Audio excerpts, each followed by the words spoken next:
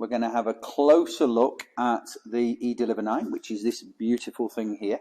We're going to take a closer look at the van itself, the batteries, specification, and lengths and weights, etc. Just in terms of what you can expect to get, and let's just keep that theme going of, well, what do I get, and the reassurances. This eDeliver 9 comes with a 5-year, 60,000 mile warranty. It has an 8-year, 100,000 mile warranty on the battery. And even if you're thinking about, well, okay, 8 years, 100,000 miles, is that enough on the battery?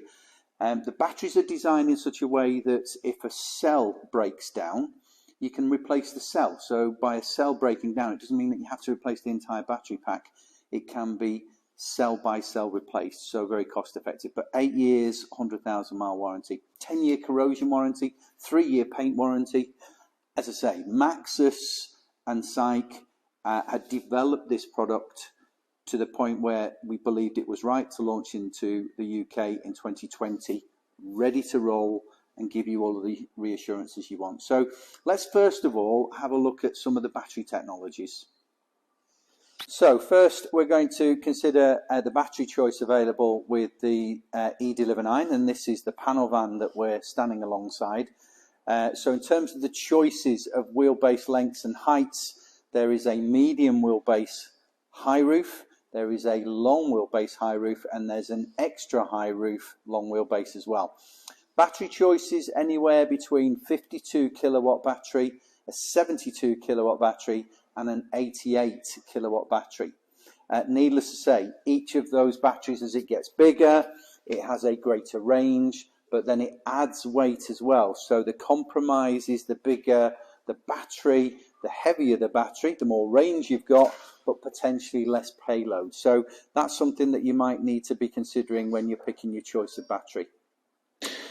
We also have a chassis cab available, and that has specifically a 65 kilowatt battery as well. What do each of those batteries mean in terms of performance? Well, first and foremost, each eDeliver 9 is fitted with a 150 kilowatt motor. So that equates in terms of the power output to about 200 brake horsepower. It's very, very quick. With it being electric and automatic, of course, it is very, very quick from a standing start. So you have that same motor fitted to each of the eDeliver 9s, but then the different batteries will give you different ranges. Typical of the range, and I'm going to tell you the combined range. So that's a WLTP combined range of a mixed bag of driving. For the 52 kilowatt battery, you should be looking around 112 miles. For the 72 kilowatt battery, it's 146, and for the 88 kilowatt battery, that's 185.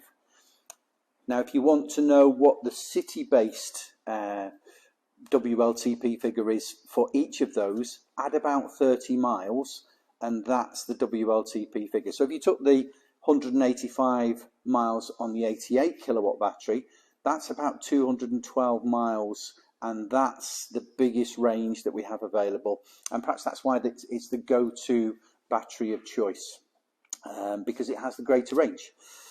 So how do you charge the batteries? That's very, very easily located here. So if you just come this way, you see I've just hinged it already, and if we open that up, you see the two charging points here covered at the moment.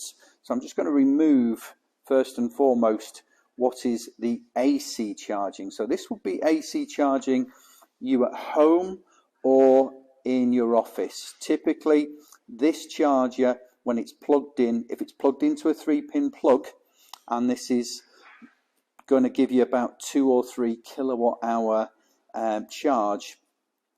If it's an 88 kilowatt battery, if you do the maths, that's an awful long time to charge. Probably too long to get a full charge inside of 2 or 3 days. So a lot of people now are installing anything between 7 and 22 kilowatt chargers, wall chargers in their homes or offices.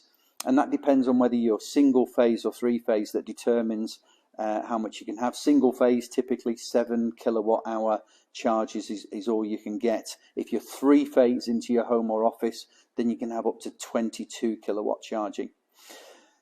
So that's AC charging, home or office-based charging. If you're out and about, this in its entirety becomes DC charging, and you just have to look at the outline shape of that, because if you think you're looking for something that's just two-pronged and goes into that, it's not. It'll actually be a handle that will fit right over the entire part of the AC and the DC charging. DC charging, typically 100, 150 kilowatts hour chargers that you might visit would give you typically between 20 and 80% charge in about 45 minutes. So expect AC charging overnight, and expect DC charging is going to be 40 to 45 minutes. Let me just clarify that overnight for AC charging. That's assuming you're using a 7 to a 22 kilowatt charger, and this 50 to 100 kilowatt charger.